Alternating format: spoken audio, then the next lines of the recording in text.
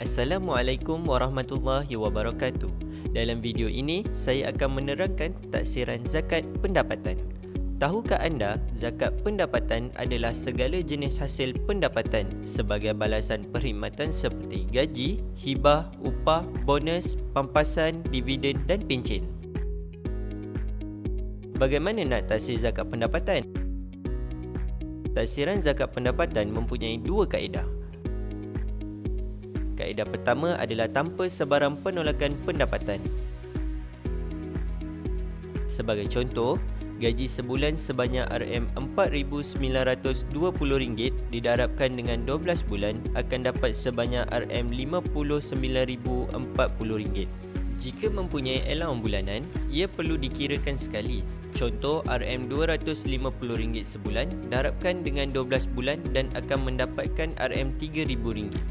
Secara keseluruhannya, jumlah pendapatan yang diperolehinya adalah sebanyak RM62,040 dan perlu mengeluarkan zakat kerana telah melebihi nisab zakat iaitu RM40,092.42. Untuk mengetahui jumlah yang perlu dikeluarkan untuk menunaikan zakat, jumlah pendapatan RM62,040 didarabkan dengan 2.5% berjumlah RM1,551 setahun. Jika mahu bayar secara bulanan, RM1,551 dibahagikan kepada 12 bulan dan jumlah yang perlu dibayar adalah sebanyak RM129.25 sebulan. Kaedah yang kedua pula adalah dengan menggunakan kaedah penolakan. Kaedah ini mempunyai 3 langkah.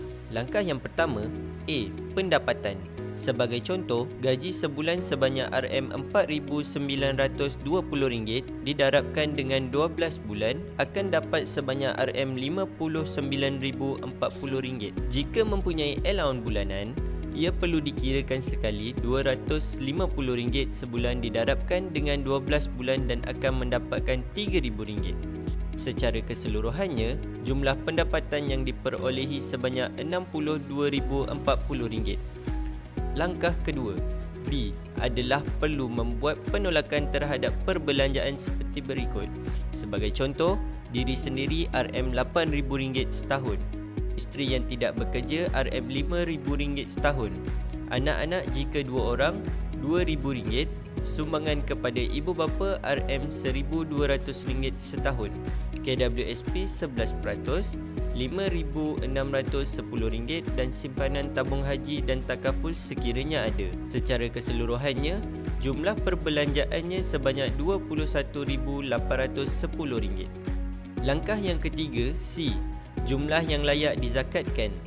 Untuk mengetahui sama ada seseorang itu perlu menunaikan zakat atau tidak, jumlah pendapatan RM62,040 perlu menolak jumlah perbelanjaan RM21,810 dan mendapat jumlah sebanyak RM40,230. Oleh kerana melebihi nisab sejumlah RM40,092.42. Ia perlu menunaikan zakat dengan kiraan RM40,230 didarabkan dengan 2.5% berjumlah RM1,005.75 setahun. Jika mahu bayar bulanan, kiraannya adalah RM1,005.75 perlu dibahagikan kepada 12 bulan dan akan mendapatkan RM83.81 sebulan. Sekiranya terdapat sebarang pertanyaan, layari www.izakat.com atau hubungi talian 1300880233 atau tinggalkan mesej anda di talian WhatsApp di 0115583885 untuk info yang lebih lanjut. Zakat bersih jiwa, suci harta.